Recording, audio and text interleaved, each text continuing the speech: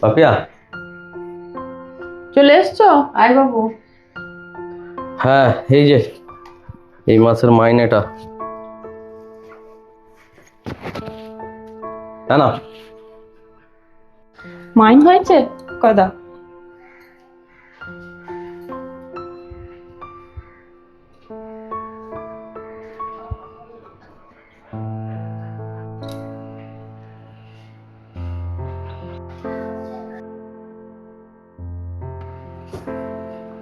মা,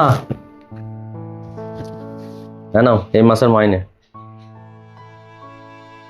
মা এক গ্লাস জল দাও গো। হ্যাঁ দিচ্ছি, এনে বেটা।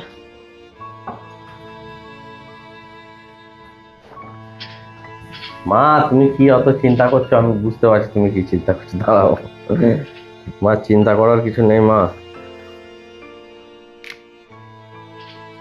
আমার 1,000, 2,000, 3,000, 4,000, 5,000 এইটা থাকলেই আমার মাস খরচাটা হয়ে যাবে। আর এ নাও মা, তুমি এই পয়সাটা নাও। তুই তো বৌমাকে এতগুলো পয়সা দিলি, আবার আমাকে এতগুলো পয়সা দিচ্ছিস, কি ব্যাপার? আমি তো কিছু বুঝতে পারছি না বাবু। মা, তুমি কি মনে করছো আমি সব ভুলে গেছি? আমি তোমার ছেলে, তুমি আমাকে খাইয়ে পড়িয়ে বড় করেছো, জন্ম দিয়েছো, তাই আজকে আমি পয়সা ইনকাম করছি। আমার মাকে যে আমি প্রত্যেক মাসে হাতে পয়সা দিয়ে আসি, সেটা কি আমি ভুলে যাব? আমার যে কত মাইনে সেটা তো ও জানে না। আমি আমার যা মাইনে তার অর্ধেক ওকে দিয়েছি, অর্ধেক তোমাকে দিয়েছি, কিছুটা আমি আমার হাত খরচা হিসেবে রেখেছি। সারা মাসটা আমাকে চলতে হবে, চাইবো আবার সেই জন্য রাখলাম। তো আমি কোনোদিনই ভুলবো না যে আমার মায়াকে আমি দিয়ে আসছি, করে আসছি। তা আমি তো তোকে চিনি, এ নিয়ে আমার কিছু ভাবার দরকার নেই। আমার টাকা দিলেও হবে, না দিলেও হবে, আমি তো তোকে জানি ভালোভাবে।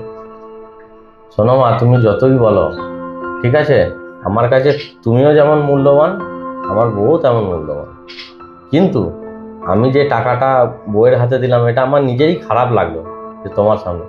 কিন্তু ধরো আমি এই জন্যই তোমার হাতে দিলাম যে হয়তো সে পরের মেয়ে, হ্যাঁ, ভাববে যে টাকা কোটা এসে সব মায়ের হাতে তুলে দিল, কিছু মনে করবে কি না, সেই জন্য আমি ওই টাকাটা ওর হাতে দিয়েছি। আর আমি তো আলাদা করে তোমার জন্য টাকা রেখেছি, আমি তো জানি যে আমার মাকে আমি দেবই, সেই কারণে আমি তোমাকে আলাদা করে টাকাটা দিচ্ছি। আমি এখানে দাঁড়িয়ে দাঁড়িয়ে তোমাদের সব কথাই শুনলাম, শুনে আমার না নিজেকে খুব দোষী লাগলো। তার মানে তুমি আমাকে একটু ভুল বুঝছো।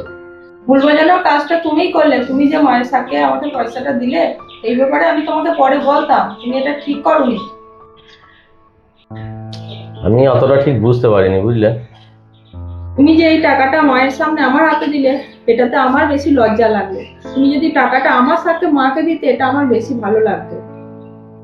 না বৌমা, এতে কোনো ব্যাপার নাই, তোমাকে দিক আর আমাকেই দিক, সেই একই ব্যাপার। টাকা নয় বলে কিছু নয় মা, কিন্তু এতদিন তো ধরে তো টাকা আপনাকেই দিয়ে এসছে, হঠাৎ করেও আমাকে টাকা দেবে কেন?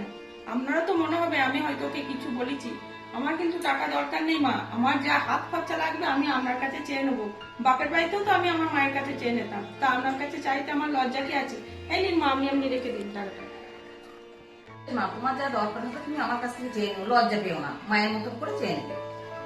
তোমরা দুজনে মিলেমিশে চললেই আমার এর থেকে সুখের আর কিছু নেই।